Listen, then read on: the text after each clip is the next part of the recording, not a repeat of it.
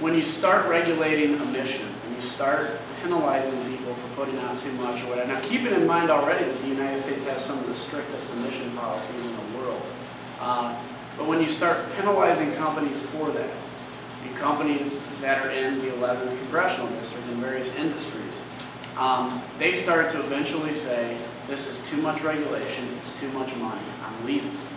Now the 11th has a very strong amount of industry, so when industrial companies start leaving, the 11th Congressional District is hurt disproportionately. Now any district that's hurt with any industry is bad, but disproportionately here too. Farmers are hurt because of energy inputs.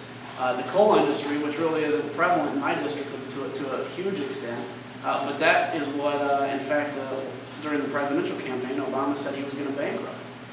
This is not good for America. This is not good for America, especially when we're fighting up to 10% unemployment. It's going to raise energy prices. There's this belief in in some of the Democrats that the best thing to do is to drive energy up for us to be more efficient and to conserve more. That includes fuel prices. We're seeing gas prices already starting to go up, and you're not seeing the majority party really being upset about it. You're not seeing them take actions to fix that. Well, the 11th district has a lot of folks that commute to work. So if you drive 30, 40 miles each way to work or more, or you sit in traffic or whatever, you're burning through that expensive gas that we can't afford. And these are middle-class families that are struggling to make their payments and make their bills right now as it is. And we're going to allow energy just to skyrocket.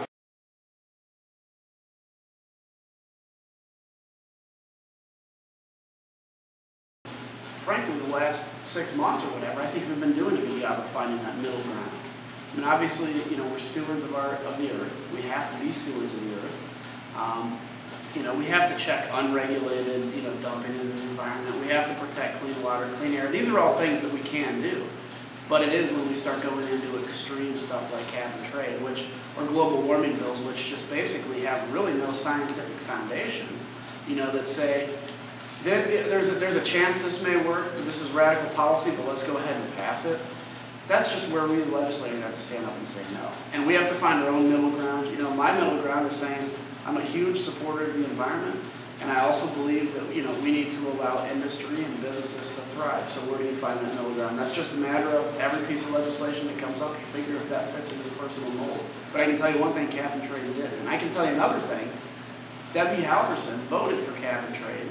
She did it after spending the entire couple weeks walking around the district telling folks she doesn't know how she's going to vote because she has to read the bill, by the way. She didn't read the bill because she couldn't have, and she voted for cap and trade and said she was very excited about voting for it after the president called and convinced her to do it. We don't know where she stands on health care right now because she's not telling anyone. She's making the common statements of we have to do something, it's sad that people hurt, but she's not telling us, as our congresswoman, where she stands, and we have a right to know this. She's doing what she did to cap and trade.